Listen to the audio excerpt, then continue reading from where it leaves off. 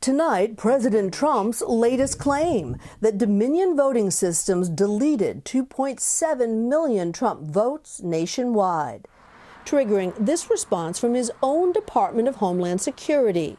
There is no evidence that any voting system deleted or lost votes, changed votes, or was in any way compromised. It's very difficult to find plausible that scale of votes being lost, deleted, or changed undetected. We talked to voting system expert Eddie Perez. So you're saying a heist of the election of this scale is just not conceivable?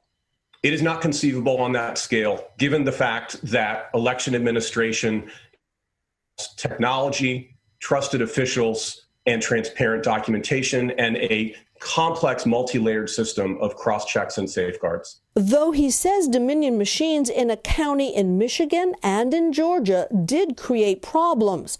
In Michigan, flipping 3,000 or more Trump votes to Biden. The problem was found and corrected by Michigan election officials. You could certainly characterize those incidents as technical glitches.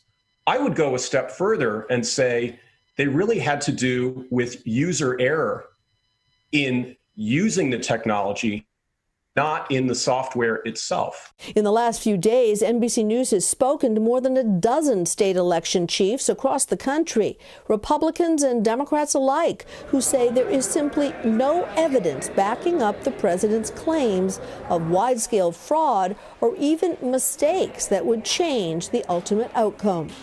In Michigan, 3 lawsuits focus on Wayne County, alleging fraud in the counting of votes in Detroit. The process actually worked extraordinarily well. We spoke to Michigan's Democratic Secretary of State, Jocelyn Benson, who points out Biden is leading in her state by nearly 150,000 votes. I've really seen this more as a press releases masquerading as legal claims. At this point, are you angry at the president?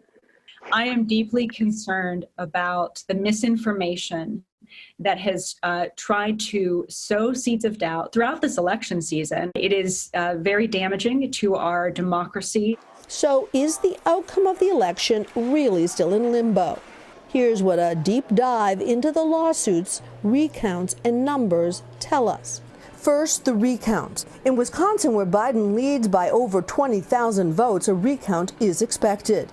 In Georgia, where Biden is about 14,000 votes ahead, a recount began today. So, what about the lawsuits? The legal claims are outlandish and not supported by the facts on the ground as we know them. Can any of these lawsuits make up the difference for the president? In a word, no.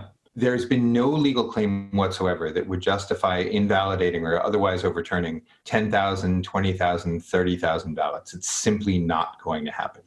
The bottom line, we asked John Lipinski, Director of Elections at NBC News. Even if all the stars aligned for President Trump and he were to win some of these lawsuits, the math doesn't add up. I just don't see any path for these results to be overturned. And now 2 fewer paths for the president, with a suit in Pennsylvania and one in Detroit, both rejected today by state court judges. Dominion weighing in on the president's tweet, calling it false. Hey, NBC News fans, thanks for checking out our YouTube channel. Subscribe by clicking on that button down here and click on any of the videos over here to watch the latest interviews, show highlights, and digital exclusives.